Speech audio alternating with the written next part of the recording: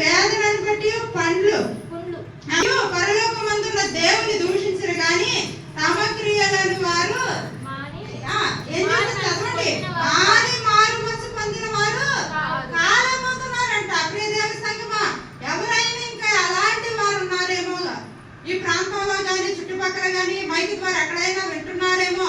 దేవుడు చెప్తున్నాడు చూడండి, ఇక్కడ అబ్రహాము రొమ్మున అనుకున్న లాజరు భూమి మీద కష్టపడ్డాడు. దిక్కుమాల దరిద్రమైన అబ్రహాము రొమ్మున ఆనుకుని పరలోకంలో కళ్ళు తెరిచాడు. అదే ఊదా రంగు వస్త్రాలు ధరించుకుని నార వస్త్రాలు బహుగా సుఖంగా సంతోషించాడే. ఇక్కడ అంటే ఘోరమైన ఆ స్థితిలో ఆ సహోదరు విషయంలో చెప్పాను కదా, వేదనను బట్టి పుండ్లను బట్టి నువ్వు తప్పు చేసినప్పుడు పుండు పడకపోతే ఏం పడుతుంది? అవునా? నువ్వు తప్పు చేసినప్పుడు నీ గాయం పడకపోతే ఏం పడుతుంది? దేవుడు అదే మాట్లాడుతున్నాడు. పరలోకమందున్న దేవుని దూషించరు కానీ తమ క్రియలు ఏమి మార్చుకోవట్లేదంట, మారు మనసు పొందుకోవట్లేదంట. ప్రభువా నేను తప్పు చేశాను నన్ను క్షమించని చెప్పి నోడుతో అనట్లేదంట. గర్వపు మాటలు. ఏం చేశాడు దేవుడు? ఆదివారం నేను వెళ్తున్నాను, దశమ భాగం ఇస్తున్నాను. నువ్వు దశమ భాగం దేంట్లో నుండి ఇస్తున్నావు? దశమ భాగం నమ్మకముగా ఇమ్మన్నాడు. పవిత్రముగా ఉండాలి. అది ఏదో దొంగతనం చేసేసో ఇంకా ఏదో విధంగా నేను సంపాదించాను, నేను అది నాకు నిలబడాలని చెప్పి నువ్వు తప్పు చేసిన దాంట్లో దేవుడికి సన్నిధికి వెళ్తే అది నిలబడదు. నువ్వు కష్టార్జితంలో ప్రభు ఇదిగో ఈ రోజు నాకు ఆరోగ్యం ఇచ్చావు, పని చేసుకోవడానికి బలాన్ని ఇచ్చావు, నాకు ఇదిగో ఇంత వచ్చింది, ఇందులో నీకు ఇవ్వాల్సింది నేను ఇస్తున్నాను, నా కుటుంబాన్ని నువ్వు ఆశీర్వదించండి, మిగిలిసే కృప దయచేయండి అని మనం ప్రార్థన చేయాలి. కానీ ఇక్కడ దేవుడు భక్తుడి ద్వారా అంటున్నాడు చూడండి, తమకు కలిగిన వేదనను బట్టి పుండ్లను బట్టి అంట పరలోకమందున్న దేవుని దూషిస్తున్నారు. త్రాగుడు వలి పరాయింత వచ్చిందా, లేదా నువ్వు చేసే శరీర క్రియలు వలి పరాయింత వచ్చిందా అని చెప్పుకొని నీ ప్రవర్తన బట్టి నువ్వు ఆలోచన చేసుకోవాలి. కానీ నిందించేవాడుగా నువ్వు ఉండకూడదు. దేవుని నిందించేవారంతా గొప్పవారు. అసలు మానవుడికి అసలు అర్హత ఉందా? దేవుడి స్తుతించడానికి కూడా యోగ్యత లేదు. కానీ పాపులమైన మన నోటి నుండి స్తుతి కోరుకుంటున్నాడు. దేవదూతల ద్వారా స్తుతులు పొందుకోవాల్సిన దేవుడు ఆయన రూపంలో చేస్తున్న నిన్ను నన్ను బట్టి ఏంటంటే మన ద్వారా స్తుతి కావాలనుకుని ఇష్టపడుతున్నాడు. కానీ ప్రియ దేవుని సంఘం మనం చూసినట్లయితే తర్వాత తీర్పుంటది చూడండి. మహావేషి కాదండి, మేము ముందుగా మనం చూసుకున్నట్లయితే ఎవరే తప్పు చేస్తున్నారో దానికి బట్టి తీర్పులు దేవదూత ఒక్కొక్క దేవదూత ఒక్కొక్క పాత్ర తెచ్చి ఎలా కుమ్మరిపోయిగానే వారి జీవిత చరిత్ర అంతా వచ్చేస్తుంది. యేసుక్రీస్తు ప్రభు ఒక్కొక్క ముఖాన్ని చూసి కింద నేల మీద ఎలాగైతే రాశారో అలాగే భూమి మీద ఉన్న ప్రతి ఒక్క మానవుడి జీవితము ఆ దేవదూతను తెచ్చి ఫలానా అమ్మాయి జీవిత చరిత్ర అని చెప్పి ఇలా పోయిగానే ఏం చేస్తుంది? వాళ్ళ బండారం బయటపడిపోతుంది. ఇక్కడ అంట చూసినట్లయితే నీవు ఇక్కడికి రమ్ము, విస్తారమైన జలముల మీద కూర్చున్న మహావేశ్యకు చేయబడు తీర్పును నీకు కనిపించదను. భక్తుడు మాట్లాడుతున్నాడు. అంతేకాక నీవు 17, 16 వచనంలో నీవు అవదినము 16 వచనం ఆ 10 కొమ్ములు గల ఆ మృగమును చూచితివే, వారు ఆ వేశ్యను ద్వేషించి దానిని దిగంబరిగాను దాని మాంసము భక్షించి అగ్ని చేత దానిని బొత్తిగా కాల్చి వేతురు. ఎలా చేస్తాడంటే దేవుడు భూమి మీద ముందు వస్తుంది ఈ శ్రమ. అర్థమవుతుందండి? ఇప్పుడు అక్కడ పాపపు స్త్రీని ఒక్క దాన్నే పట్టుకుని వచ్చారు, పురుషులు వదిలేస్తారు. ఎక్కడ కూడా ఒక్కసారి చదవండి. నీవు ఆ 10 కొమ్ములు గల మృగమును చూచితివే, వారు ఆ వేశ్యను ద్వేషించి దానిని దిక్కులేని దాని గాను దిగంబరి గాను దాని మాంసం భక్షించి అగ్ని చేత దానిని బొత్తిగా కాల్చి వేసేదారు. అంతేకాకుండా 2వ వచనంలో చూసినట్లయితే 17 భూరాజులు ఆమెతో ఏం చేస్తారండి? చేసి భూనివాసులు ఆమె వ్యవసాయ మధ్యలో మత్తులై వారు అప్పుడు అతడు దానిగా దిగంబరిగా చేస్తానంటండి. దాని మాంసమునంట ఎలాగంటే భక్షించి అగ్ని చేత దానిని బొత్తిగా కాల్చి వేసేస్తారంట. భూమి మీద ఇది ఎలాగా జరుగుతుంది. తర్వాత పరలోకంలో అదే గతి ఉంటే అసలు ఉంటారా? చూడండి, ధనవంతుడే అగ్నిగుణంలో పడిపోతే అగ్ని మండిపోతూ ఉంటే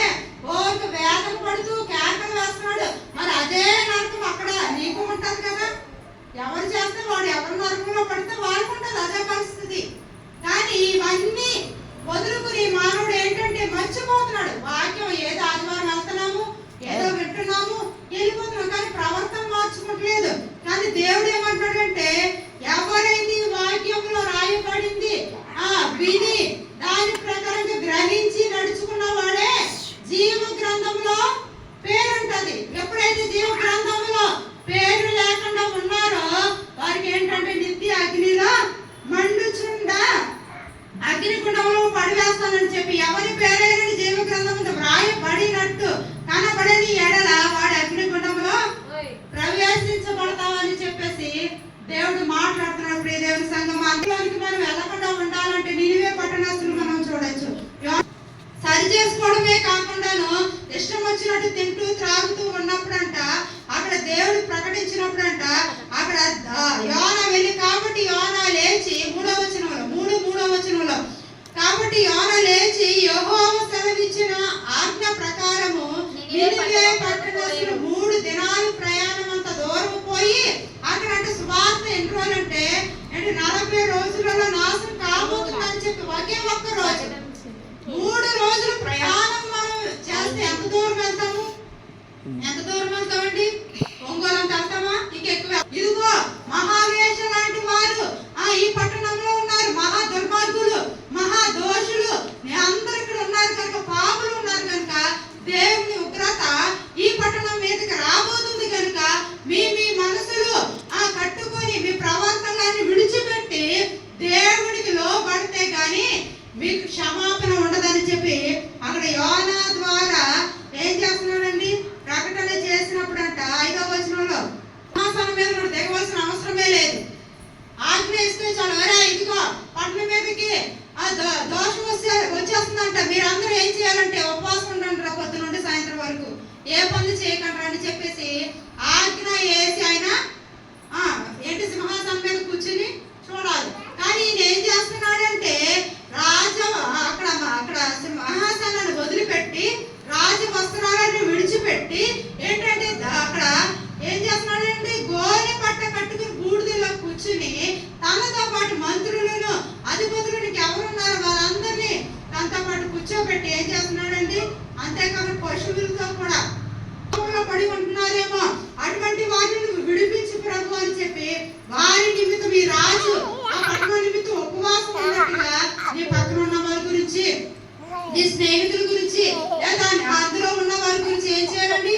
మనం ఉపవాసం ఉండాలి, మనం కన్నీళ్లు కాచాలి. ప్రభు కనికరించండి, ఇంకా దోషంలో అపవిత్రతలో ఇంకా చాలా మంది కూరుకుపోతున్నారు, వాటి నుండి విడిపించండి అని చెప్పి ప్రార్థన చేయాలి. అప్పుడు ప్రార్థన చేసినట్లయితే అంట 8వ వచనంలో ఒకవేళ దేవుడు మనసును త్రిప్పుకొని పశ్చాత్తాపడే మనము లయం కాకుండాట్లు తన కోపాగ్నిని ఏం చేస్తాడండి? చల్లార్చుకుంటాడు. నిజమే కదా కుమారుడు? అలాగే దేవుడు కూడా ఈ నినివే పట్టణస్తుల్ని కూడా ఆ వేష జీవితం జరిగినట్లుగా ఈ పట్టణంలో జరిగినప్పుడు దేవుడు గర్తిస్తున్నప్పుడు రాజుతో సహా అక్కడ అధిపతులు అందరూ కలిసి ఉపవాసం ఉన్నప్పుడంట ఏంటంటే ఆయన కోపాగ్ని చల్లారుకుందంట. కనుక కీడు రాకుండా ఏం చేశాడు? దేవుడు మేలుకరంగా ఉంచాడు. 40 దినాల్లో నాశనం అయిపోవాలి ఆ పట్టణము. కానీ ఏంటంటే దేవుడు దీవించడం వల్ల, దేవుడు మనసు మార్చుకోవడం వల్ల, దేవుడు పశ్చాత్తాపం కలిగి ఉన్నాడు కనుక ఏంటంటే కీడు చేయడం మానేశాడు. దేవుని సంఘం అలాగే ఇంకెవరైనా ఉంటే కనుక మారు మనసు లేని వారికి శిక్ష కంపల్సరీగా ఉంటారు. ప్రవర్తన మార్చుకోకపోతే ఎప్పుడు ఎంతసేపు ఆశీర్వాదాల కాలం, మనకి ఆశీర్వాదాల కోసం అభివృద్ధి కోసం ఎక్కడికైనా పరిగెత్తేస్తారు. పలానా చోట పాస్టర్ గా చేయగానే స్వస్థత ఆరోగ్యాలు వచ్చేస్తున్నాయంటే పరిగెత్తుతూ ఉంటారు. పలానా చోట ముట్టగానే పడిపోతున్నారంటే పరిగెత్తుతూ ఉంటారు. అసలు దేవుడి వాక్యాన్ని నిమిత్తము నడుచుకున్న వాళ్ళు ఎంతమంది ఉన్నారు చెప్పండి? దేవుని వాక్యము నిమిత్తము నడుచుకున్న వారంట ఏంటంటే బండ మీద కట్టిన ఇంటిని పోలిన వారుగా ఉంటారు. అది వరద వచ్చినా తుఫాన్ వచ్చినా ఎంత భయంకరమైన శ్రమ వచ్చినప్పటికీ కూడా బండ మీద ఇల్లు కదిలిపోదు, పడిపోద్దా చెప్పండి? మీరు ఇల్లు కట్టారు, ఎలా కట్టారు? ఏంటంటే ఈ నా వాక్యము విని దాని ప్రకారంగా నడుచుకున్నవాడు బండ మీద కట్టిన ఇంటిని పోలిన వాడిగా ఉంటాడు. ఎన్ని శ్రమలు వచ్చినా, ఎన్ని కష్టాలు వచ్చినా వాడు కుడికి కానీ ఎడమ కానీ తొట్టిల్లిపోకుండా దేవుడు కాపాడతాడు. అంతేకాకుండా ప్రకటన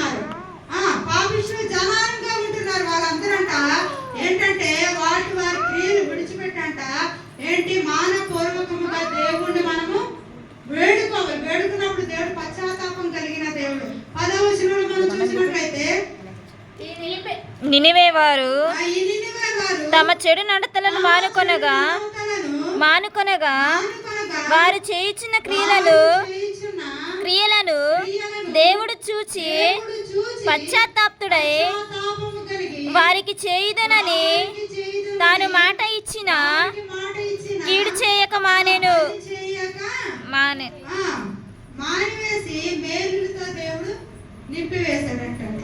చాలా మంది సమర్థించుకుంటా ఉంటారు. పలానా వాళ్ళని బట్టి ఏలెట్టి చూపుతా ఉంటారు. దేవుడి వాక్యం ఏముంది? నీ కంటిలో దూలాన్ని పెట్టుకుని ఎదుటి వారి కంటిలో నలిసిని ఏ విధంగా తీయాలని ప్రయత్నిస్తావు? నీలో తప్పు పెట్టుకుని ఎదుటి వారు అలా నడుస్తున్నారు, లేకపోతే వారి ప్రవర్తన ఎలా ఉందని చెప్పేసి మనం అనడానికి ఉందా? దేవుడు ఏమన్నాడు? అసలు తీర్పు తీర్చడానికి మనం ముందుకు వెళ్ళకూడదు. మనకి అర్హత లేదు. తీర్పు తీర్చే పని ఎవరిదంటే దేవుడిదై ఉన్నదంట. దేవుడు తీర్పు తీర్చాలి అందరికీ, అది సేవకులకి కూడా.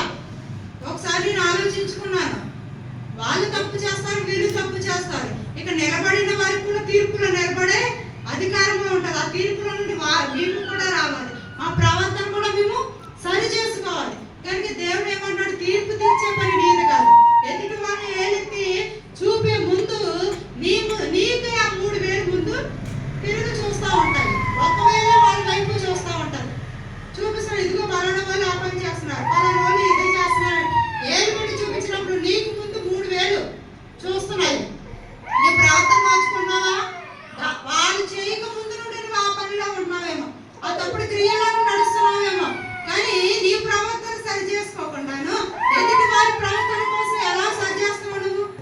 దేవుడు అదే చెప్తున్నాడు. ప్రియమైన సంఘమా, నీ ప్రవర్తన ముందు సరి చేసుకో. అక్కడ యోహాను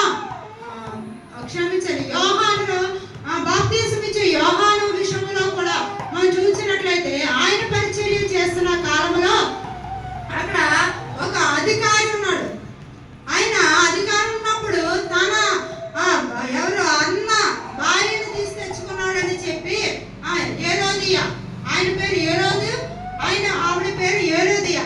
అయితే సహోదరుడి భార్యను తీసి తెచ్చి పెట్టుకున్నప్పుడు పాపులుగా వారిని శిక్షించాలి. నువ్వు తప్పు చేసిన తప్పుగా నువ్వు తీర్చిదిద్దుకోవాలని చెప్పి వారికి గుణపాఠం చెప్పడం మానేసి సమర్థించుకుంటున్నారంట.